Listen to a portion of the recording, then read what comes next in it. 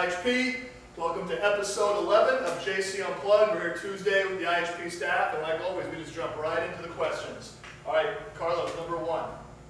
Knowing what you know now, what are some of the things you would do differently when you first opened IHP? Wow. I would have opened maybe a little smaller. I would have opened a little smaller because I went from 1,800 square feet to 7,200 square feet. But we did apparently the right thing because we did very well the first 2 years. 6 months after we opened, 9/11 happened. And a few years after we opened, then of course everything was going good. And then 2008, the collapse happened. So we've been challenged like all other businesses that have opened in the last 10 years. We've been through those challenges. But I would tell anybody, knowing what I know now, stay small. Go in small, because per square footage, you make more money when you're small. I made more money per square footage when I had 1,800 square feet. And if anything happens, a depression comes through, or recession comes through, anything comes through, you write the check and you laugh. You don't make as much profit. But when you're running good, but with a big place and a big wallop comes, that can take you into the red and keep you in the red for a long time. So stay small. That's the one thing. Although we have had highs and lows, we've also been in the community for 15 plus years. So that speaks pretty proudly and loudly as well. Yeah, I mean, we talk about it in our employee meeting, tenacity and knowing what you stand for. We're in a world of sellouts, all the time. And I tell people, when you sell out, you might get short gains, but I'm telling you right now, be very careful because not so far in the future, around the corner, a big hammer can come down. So, I'd rather have my headaches than somebody else's headaches. So stay true to what you are, know what you stand for, and just plow forward. I'm not saying be stupid and go into a losing war just because, you know what you stand for. There's sometimes times to go to the right, left, and avoid pitfalls, but there's going to be hard times, hard lean times, and you have to really, really, really know what you stand for and believe in it, and be the type of person that doesn't give in and go for it. You'll be all right. Also, diversify your investments. Diversify your portfolio. So, for example, if things are going well with the athletic population, don't just do athletic, because it's going to be, you're going to miss out on the geriatric population. You're going to miss out on the transformation population, which are these people that want to come in and look better. You're going to miss out on the nutrition scenario, where people want to come in and learn how to eat, and exercise is not that big for them, but they want the nutritional program. So make sure you're well diversified. Make sure that you have things like massage if possible. That's one of the things we don't have here. But one of the things that if I do again, I would hire, and I'm looking to hire a trainer that is a massage therapist, because that is a double threat all day, every day. And you don't even need a specialized room. You can take an area in a room like this, and you do some curtains that are seen in therapy. Some therapies are wide open. They have 11 tables with little curtains, and everything is done, either with sports clothing on or behind curtains. And it can happen. You don't need a massage room with the Buddha statue and the incense. Sports massages get done out on the floor all the time. Speaking of transformation population, those interested, contact Rio at IHPfit.com for our 21-day transformation challenge. So thanks for that segment. Thanks for the plug-in to my own product. That was perfect. People that are dealing with Achilles issues, Achilles tendon issues, what are some protocols or exercises that you might implement with them? Well, that strikes home, because I've had a left side calcaneus issue, which is really not Achilles. It's the insertion of the Achilles right in the back of the calcaneus, which is where my pain is. It refers around the heel, and I just re-aggravated it about 4 or 5 days ago. I've tried everything from stem cells in Mexico to not doing anything. And what works for me, and I hear you read some of the literature, what works for tendonitis, believe it or not, is eccentric training. or stretching. People don't understand that strong stretching is eccentric training isometrically. So you lengthen and you put load on it. That's what a stretch is. People think a stretch is like something weird. A stretch is a form of resistance training. A stretch is an isometric tension put on a muscle at a given length. Usually it's a lengthened stage. And eccentrics happen when you lengthen. So all eccentrics and stretched out isometrics, which is flexibility work or stretching, all have the same root, all have the same DNA. So I found that once I started working strength-wise, all right, so something like as simple as this, and just there, like right there, stretch, you know, and then I can just come up, and then eccentric, stretch. So basically, slow eccentric with a hold at the end range, that, boom, in 2 weeks, helped me start walking. So those of you who are having tendonitis issues, try slowly, slow eccentrics, they don't have to be super loaded, and then hold at that lengthened state. That for me has worked wonders when nothing else worked. All right. Question number 3. Kind of the same lines as what exercises, what protocols would you, but this time people that are having back spasms. Depends on what the spasm is. Let's assume that they're equally just in the lower spine, lower back, on each side of the vertebral column. So let's call them the lumbar paraspinals, okay? A spasm is that the muscle has gotten more work than it can handle.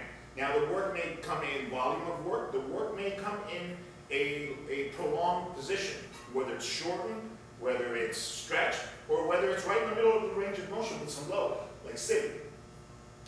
It doesn't matter. Bottom line is, the spasm is the response of a weakened muscle that's upset because more work was put on it than it could hold.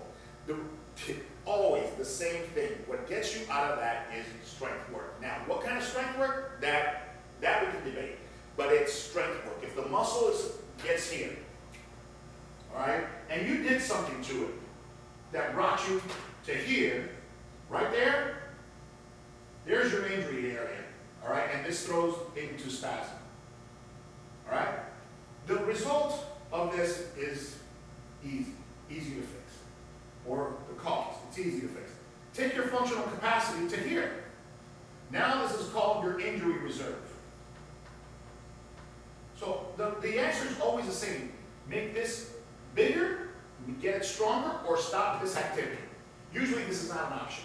Stop picking up your kids. Stop playing golf. Stop getting in the car. Stop flexing your spine. That's not an answer. Normally the easiest response and answer is make something stronger. Now, how you can make it stronger?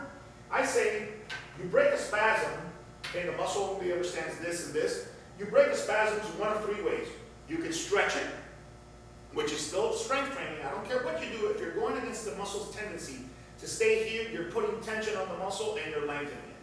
What tempo, what distance, all of that depends. Whether you do this curl, that curl, this curl, or an isometric anywhere on the flexion. It's all akin, okay? So you can massage it, which people don't understand. Massage is tension on a muscle. Okay, tension on a muscle. So you're breaking the spasm with tension. You can do that. Or you can do this, which is a repetition, which is movement. Okay, your choice. If you can't move it, then have somebody stretch it. Or you can stretch it on your own through gravity or some kind of lever arm or positioning. If not, you can massage it. That's often a good way to break a spasm. And as soon as you can, move it. Movement eventually is what's going to cure that. So if you have a lower back spasm, we start you off with bridges. We start you off with cable or band deadlifts. We start you off with stability ball extensions, reverse hypers, things like that that you can handle. We don't throw somebody in a back spasm, throw weight on their shoulders, start back squatting. Because if you go a little too hard, a little too big, or the person's freaking out because of the spasm, they use bad form, all of a sudden they get into a compromised position squatting, boom, now they're in a good morning position with a squat low. Nothing. So you use your 45-degree benches, your stability ball. All those extensions can break that spasm through strengthening. That's the easiest approach. Okay.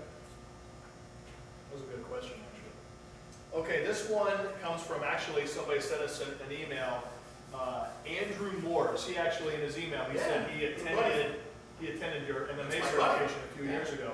Atlanta Karate Training Center, that's up in New Hampshire. He said, what are some of the finishers or metabolics you do in the strength and power phase? And I'm guessing he's talking, since he's in the MMA world, he's talking more combat world, he's talking... All of them. All of them are good. Basically, our basic metabolic protocols are the JC leg cranks for the legs. Okay, so you can finish them at the end. So let's say you have karate Monday, Wednesday, Friday. I would take Monday, and I would do a lot of punching, boom, boom, boom, boom, take it easy on the legs, and at the end of the legs, I hammer the leg cranks, 1, 2, or 3, depending on the class, how advanced they are, and who. And if you have one class of multiple level people, you can put beginners, intermediate, advanced, and say, you guys are going to do 1, watch this group. You're going to go 2 and watch this group on the last one. So, you know, you count them off. These people stop after 1, these people stop after 2, and you get your black belts to go after 3. So you can get everything done in one group. On Wednesday, I will do metabolic chest and abs, so all front. And on Friday, I can do metabolic abs and something else. You know, do a metabolic core around the world or something like that we always do that incorporates Superman's lateral crunches and leg raises. So basically, you're holding a Superman position in all angles. So you can do something like that. So you can incorporate your metabolics at the end of classes, easy. So leg cranks, meta chest, and you can also throw in meta back. Yeah, so easy. Lower, front, back. Right. Done. Monday, Wednesday, Friday. If you're only having karate twice a week, then figure it out. Maybe you go legs and back, and then chest and abs, like that. How would you progress our metabolic protocols, just say specifically meta chest, over a 4-week period by manipulating volume and the work to rest ratio? Go over 4 weeks. The first thing before you try any metabolic protocol is all of the exercises within the metabolic protocol must be mastered to the tune of 3 sets, anywhere in the 20 to 30 rep range, depending on what rep range you're using in the metabolic protocol. Okay? So nobody should be doing anything metabolic, a sequence of 3 exercises for 10, 15, 20, 30 reps, unless you've mastered that exercise, and that exercise is no problem. Then you put it in a metabolic protocol. Okay? So right off the bat, let's assume that a person has that base. All right? So I can start week 1, week 2, week 3, and week 4. Most of the times, we want 3 sets here of any given. And in some instances, we want 2 sets back to back. So let's say that this is the goal. Easy, okay? So I go, you know, 1 set here. I would go 2 sets here with 2 minutes. You know, maybe 1 set, 2-minute rest, 1 set. Then here, I would go 1 set, 1 set, 1 set, and cut the rest to 1 minute. So I've added 1 volume, boom, and then here, bang 3 in a row. Or 2 in a row. Okay? 3 in a row, legs, no problem. Chest, 3 in a row, we haven't had anybody do it. 2 in a row, Radi, Popovich, and I have been able to do 2 in a row on chest. Back, you can get swimmers to do 2 metabolic backs because they're with the bands, so they can manipulate the bands. Abs, if you're going 20, 20, 20, 2 in a row is a bear. I've never seen anybody go 20, 20, 20, 3 straight metabolic abs. So those are so these 2 here would be, I would say chest would be 2 and abs. 3, you can go with legs and back. That's kind of one possible progression. And you know, you can do these 1, 2 times a week, that's it. When you get heavy like this, you go 3 weeks in a row, and you're done. And back them off to back to here. Because you can overtrain people all this. Right. Would you ever manipulate the reps that are in here? So this could kind of talk about the work to rest ratio. What about manipulating the repetitions? You can. I normally just stay with the yeah, when I get you one, you're able to do one of 30, 30, 30, or 24, 24, 24, 12. You're already there. Yeah. How if somebody can't do 24 squats in 24 seconds and do 3 sets with 1 or 2 minutes without any delayed on muscle soreness, you can't have them do a metabolic leg press. So how do you start that person? 3 sets of 10, 3 sets of 12, 3 sets of 15, 3 sets of 20. Hey, let's see if we can go 24 this time. When they get there, okay, the squats are handled. Can you do that with the lunges? Can you do that with the split jumps? So getting them here, you can manipulate the rep. Everybody does manipulate the rep ranges in anything. Can you talk about your expectations for the duration of those, and do you feel they need to meet those expectations before you reduce the rest? For example, if you expect them to do meta chest in under 115, do you not reduce the rest until they meet those goals? Yeah, it's hard to do the time periods, but I'm going to guesstimate them, right?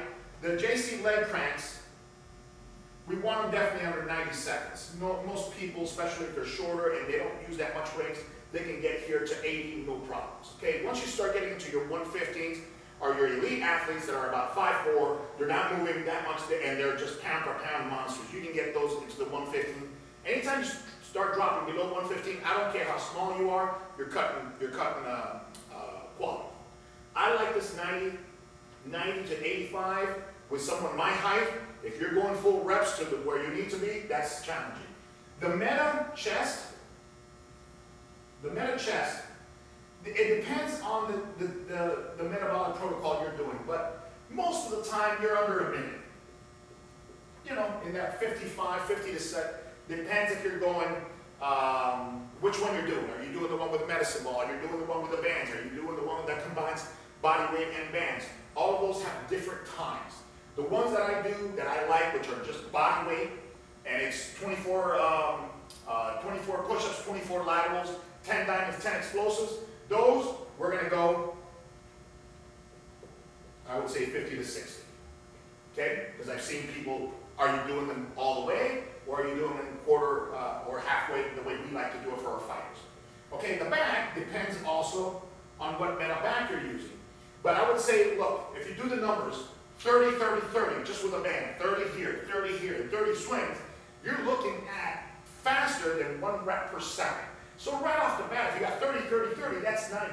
Some of our people are doing 2 reps, like if you're doing 1, 2, 3, 4, that's almost 3 reps per second.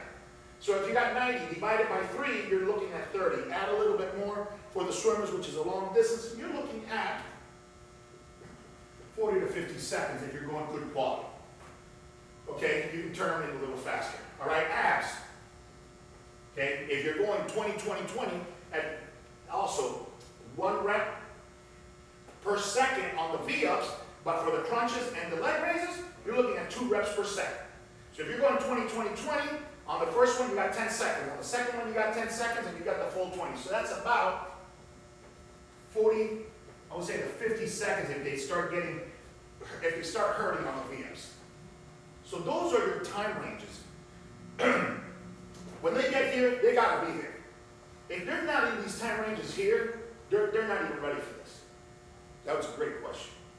Actually, me kind of think, it's like, what are these times? So you think that less than 60 seconds, the standard meta chest that we do is the 20 push-ups, with band punches, flies, and explosive push-ups, less than 60 seconds on that standard one? Easy, yeah, because if you look at the tempo, 1, 2, 3, 4, that's 2 per second.